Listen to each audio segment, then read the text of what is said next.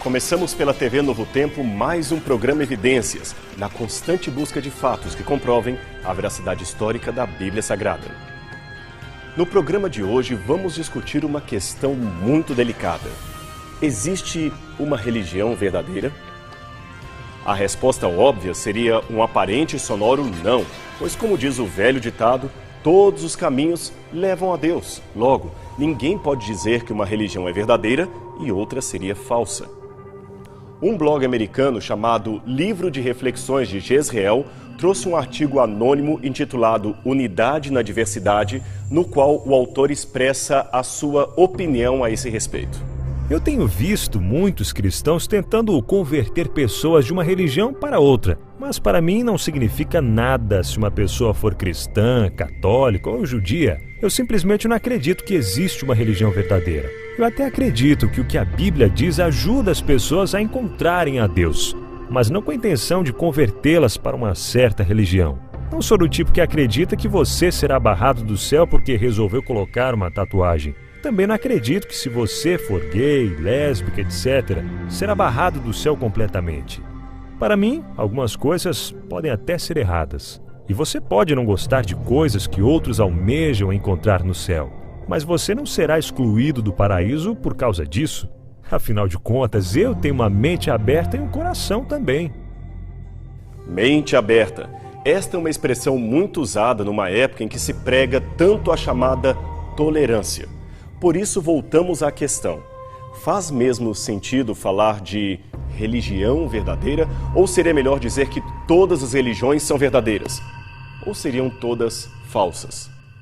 Já é de longa data o dito popular de que política, futebol e principalmente religião não se discutem. Esse dito, na verdade, surgiu no Brasil num contexto judicial, ainda presente em nossa Constituição, de que assuntos como religião são de fórum leigo e, portanto, não compete ao Estado legislar ou discutir sobre eles. Mas, com o tempo, é claro, o provérbio adquiriu semântica e passou a significar que ninguém deve discutir sobre esses assuntos. O curioso, no entanto, é que as pessoas, apesar do conhecido provérbio, continuam no mundo inteiro discutindo com fervor temas religiosos, sejam em livros, sites, conferências, etc. A religião nunca saiu da boca do povo. Aliás, essa realidade até provocou uma retratação da respeitada revista The Economist. Lida no mundo inteiro, a revista lançou em 1999 uma edição especial do milênio com um artigo intitulado Deus, depois de uma longa carreira, o Todo-Poderoso recentemente passou para a história. Aquele artigo era, na verdade, uma pesquisa que apontava por uma afirmação necrológica de Deus, isto é, a religião não teria, segundo a revista, muito futuro no novo milênio. Porém, 8 anos depois, a perspectiva era outra. Noutro artigo de capa, a revista admitiu a sua falha. Os editores admitiram que aquele havia sido um prognóstico leigo e precipitado. A fé não somente sobreviveu ao novo milênio, como continua influenciando cada vez mais os assuntos do planeta. Ignorar a religião, ou colocá-la em segundo plano, conclui a revista, é um erro que nenhum estadista deveria cometer. Mas falar da importância da religião é uma coisa, e mesmo algumas pessoas de mente secularizada não têm problema com isto. Mas apontar apenas uma delas como sendo verdadeira é uma afirmação que muitos acham difícil de aceitar. O rabino Shmuley Boteach, que foi considerado pela revista Newsweek um dos 50 judeus mais influentes dos Estados Unidos e se tornou famoso por ser o conselheiro espiritual de Michael Jackson, declarou enfaticamente numa entrevista dada à CNN: sou absolutamente contrário a qualquer religião que diga que uma fé é superior à outra. Eu não vejo como isso pode ser em nada diferente de um racismo espiritual.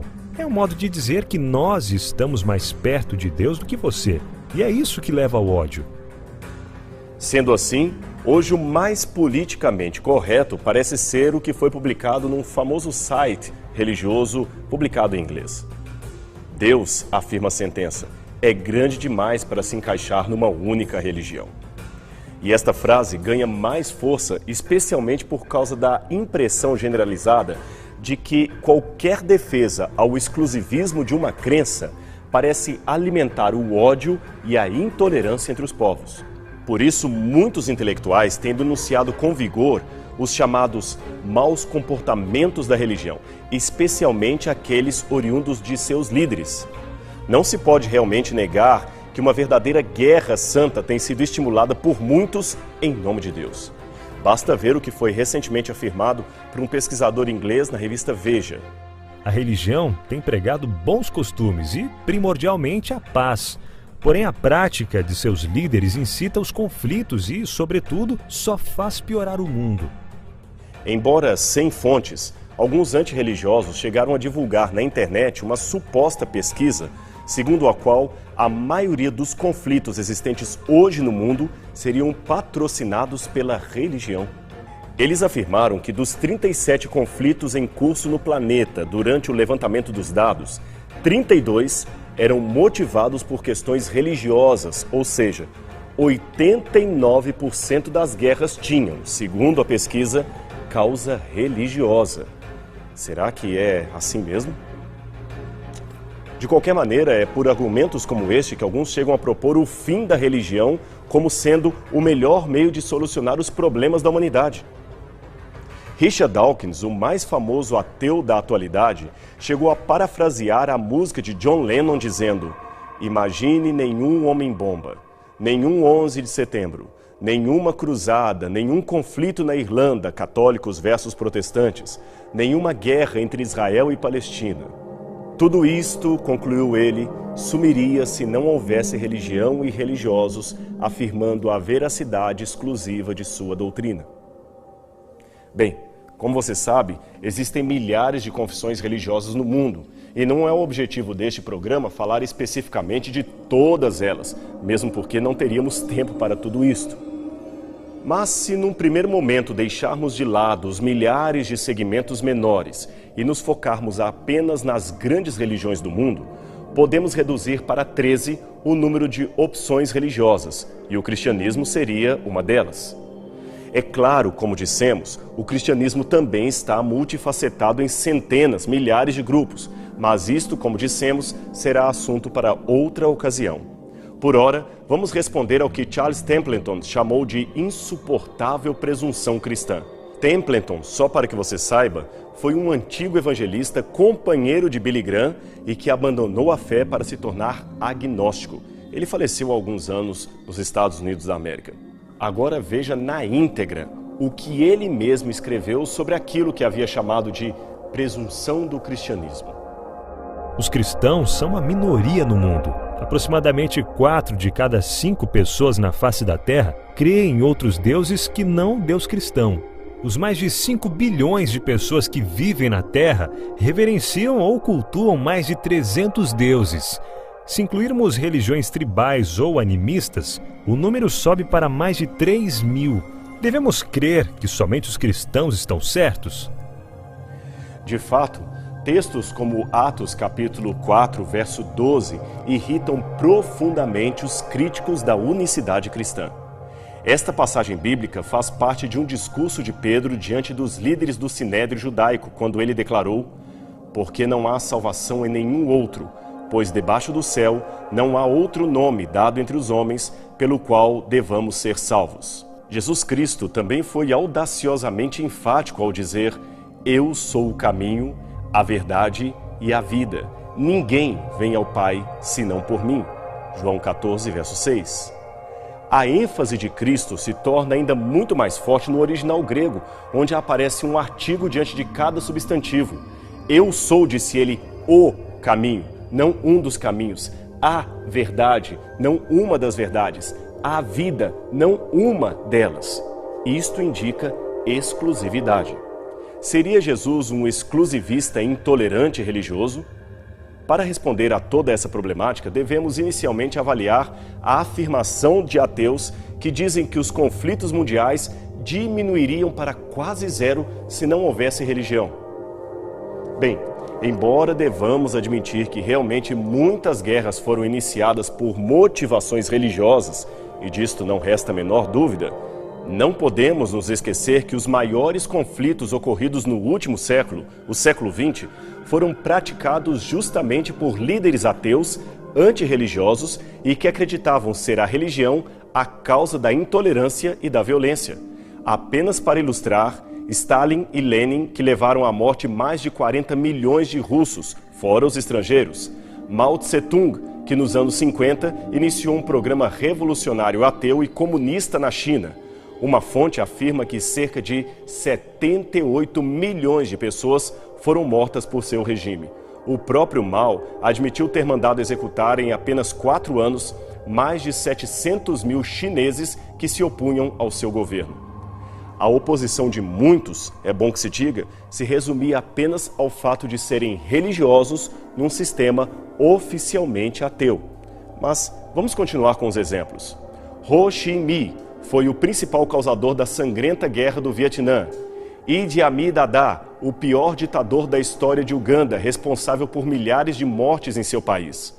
Estes são apenas uns poucos exemplos, mas sempre que eles são apresentados, os ateus costumam rebater com a repetida afirmação: religiosos também cometeram atrocidades, e isto nós admitimos. O ponto em comum aqui não é se esses homens eram religiosos ou não religiosos, mas sim o fato de que eram homens maus. Logo, tanto a religião quanto o ateísmo podem ter em seu meio homens bons ou homens maus que praticam e causam a violência. Cai, portanto, por terra a afirmação de que o mundo sem religião seria melhor, seria menos violento. Afinal, esses homens mostraram em seu reduto o que seria uma sociedade sem religião. E você pode ver que ela não tende a melhorar muito quando ateus estão no controle. Do lado mais liberal da teologia, existe uma outra proposta relativista segundo a qual todas as religiões são igualmente boas e não se pode dizer que uma crença é inferior à outra. Esse argumento é igualmente perigoso porque consiste em dizer que uma prática religiosa como a da circuncisão feminina, praticada no Kurdistão, que consiste em mutilar o órgão genital das meninas, logo depois de uma costura sem anestesia que será violentamente rompida no dia do casamento, esta prática religiosa seria para eles então tão nobre como o batismo numa religião cristã? Seria assim? Isso é um absurdo. Seria o genocídio religioso de David Koresh uma prática religiosa digna de respeito por pessoas munidas de plena função mental? Creio que esses exemplos são suficientes para ver que nem todas as religiões podem ser consideradas em pé de igualdade. Há ainda aqueles que apelam para a velha parábola do elefante e os homens cegos. Cada cego examinando um elefante seria uma religião. Um olha a tromba e o descreve como uma cobra. O outro olha a pata e diz que é uma coluna. O outro a barriga e fala que é uma plataforma. Cada um diz uma coisa. Cada um descreve uma parte incompleta da realidade e assim seria cada religião, cada credo. Mas quem apela para esta parábola esquece apenas de um elemento crucial. Como ele mesmo ficou sabendo que aquilo era um elefante? Como ficou sabendo que aqueles cegos estavam tendo uma visão parcial e equivocada do animal? Portanto, esta ilustração, ao contrário de relativizar a verdade religiosa, mostra sim que existe uma visão correta, uma religião correta que, diferente das demais visões dos cegos, está completamente verdadeira em afirmar o que de fato está ali à nossa frente. E esse conhecimento está à nossa disposição. Do contrário, como poderíamos saber que se trata de um elefante e não de uma cobra, uma coluna ou uma plataforma? É aqui que entra a afirmação de Jesus. Ele disse ser a revelação do Pai Celestial para a humanidade. Outros podem, como cegos, falar coisas erradas de Deus ou até parciais. Porém, Jesus de Nazaré é a revelação plena da divindade. Gandhi, Buda, Zoroastro, Dalai Lama e outros podem até ter produzido pregações e filosofias de vida interessantes, e qualquer cristão honesto admite isto. Sua mensagem pode até ter transformado pessoas más em pessoas boas. Jesus, contudo, foi radicalmente diferente de todos eles. Ele não veio a este mundo apenas para transformar pessoas más em pessoas boas, mas para transformar pessoas mortas em pessoas vivas. Sua morte na cruz do Calvário não foi um martírio em prol de uma mensagem, mas o preço exigido para que a humanidade fosse salva. Pelos seus ferimentos, assegurou Isaías, nós fomos curados, fomos salvos. Jesus não era um mero mestre de sabedoria ensinando conceitos espirituais. Ele era Deus em forma humana, Deus com o rosto, Deus revelado a nós. E qual é a evidência maior da sua divindade? Ora, a sua própria ressurreição dentre os mortos. E num programa Evidências anterior, nós mostramos por que temos razões históricas e racionais suficientes para entender que a ressurreição de Jesus foi um fato real, um fato histórico. Somente alguém que possui vida em si mesmo poderia ter tal poder, tal controle sobre a sua própria morte, entregando a sua vida e retomando-a como bem quisesse. Assista novamente esses programas do Evidências sobre a ressurreição no site ou nos DVDs. Estude as razões por que podemos acreditar que Jesus ressuscitou. E isto certamente fortalecerá a sua fé ou dará as respostas que você precisa. Mas alguém, talvez ainda insistindo em ser um pluralista religioso, isto é, alguém que aceita igualmente todas as crenças, pode continuar dizendo, mas não seria o cristianismo apenas fruto de uma cultura? Em outras palavras, eu nasci num país de maioria cristã, por isso sou cristão. Se tivesse nascido num país de maioria muçulmana, seria muçulmano. Não daria, portanto, tudo na mesma? Ora, a mesma argumentação vale para o pluralismo que alguns insistem em defender. Não seria o seu pluralismo igualmente fruto de uma sociedade pluralista na qual você nasceu? Logo, se a religião está condicionada ao meio, e por isso mesmo seria um elemento artificial de crença, o pluralismo e o ateísmo também podem ser igualmente questionados. Agora, deixe-me devolver a pergunta. Se Richard Dawkins, por exemplo, o mais famoso ateu da atualidade, tivesse nascido entre os índios do Xingu e nunca tivesse tido contato com o homem branco, ele seria ateu ou seria adorador de Tupã? Viram? O questionamento vale para ambos os lados. Se o nascimento de alguém numa cultura relativiza a certeza da religião, por que não relativizará a certeza do ateísmo e do pluralismo? Tudo bem, admitirá alguém, mas o que fazer com aqueles que nunca conheceram a Jesus? Índios, aborígenes, religiosos do mundo não ocidental? A resposta é simples. Ela está em Atos, capítulo 17, versos 26, 27, 30 e 31. Ali Paulo afirma que alguns que estavam perante ele, que eram filósofos gregos de seu tempo, poderiam conhecer a Deus. Veja o que Paulo lhes declarou.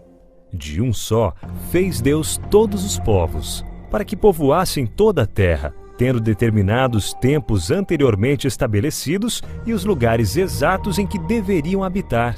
Deus fez isso para que os homens o buscassem e talvez, tateando, pudessem encontrá-lo, embora não esteja longe de cada um de nós. Sendo nós gerados por Deus, não devemos pensar que a divindade seja semelhante à arte e imaginação humana. Mas Deus não levou em conta os tempos da ignorância, mas agora ordena que todos os homens, em todos os lugares, se arrependam, pois determinou um dia em que julgará o mundo com justiça. Esta passagem da Bíblia significa que Deus não está longe mesmo daqueles que, por desconhecerem a sua suprema verdade, estejam no erro. E é isso que as pessoas precisam entender. Veja, tolerância não significa nunca relativização da verdade, é justamente o contrário.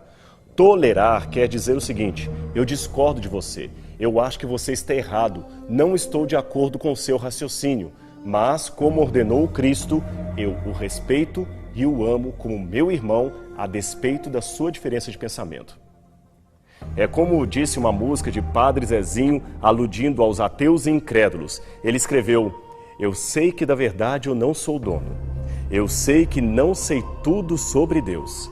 Às vezes, quem duvida e faz perguntas é muito mais honesto do que eu. A proposta, portanto, é certeza do que se crê e respeito pelo outro que pensa diferente. Eis a receita do cristianismo. O nosso papel é pregar a verdade. A salvação e o juízo pertencem a Deus. Pessoas sinceras, munidas daquela sinceridade real que só Deus pode medir sem equívoco, em todos os segmentos religiosos ou não religiosos, serão julgadas pela exposição que tiveram à verdade de Deus e como responderam a ela. Tristemente, porém, é importante dizer que enquanto muitos não cristãos serão salvos pela pronta resposta que deram àquele pouquinho de verdade que receberam, muitos cristãos se perderão, pois não corresponderam com sinceridade ao clarão da verdade ao qual foram expostos. E quanto a você? Você que nos ouve, estaria disposto a aceitar a Cristo como seu Salvador pessoal? Ou seria você do tipo que diz não precisar de Deus na sua vida para ter sentido a sua existência? Deixe-me dizer uma coisa para você e espero que você nunca esqueça disso. Não importa o quão bonzinho você seja, isso é relativo. A questão não é se você ou eu somos uma Madre Teresa de Calcutá ou um Adolf Hitler. Se somos como Gandhi ou como Osama Bin Laden. A questão é que sem a graça transformadora de Deus, por melhor que sejamos aos olhos da sociedade, sempre estaremos abaixo do padrão exigido pelo céu. Do mesmo modo, por pior que sejamos, com a graça transformadora agindo em nós e por nós, nunca estaremos numa situação em que, se houver arrependimento genuíno, não possamos ser salvos pelo sangue de Cristo. Lembre-se, há muitos caminhos baseados em muitas coisas, mas apenas algo que seja definitivamente maior que o prazer pode proporcionar significado à sua existência. E Jesus Cristo é certamente a resposta que você está procurando.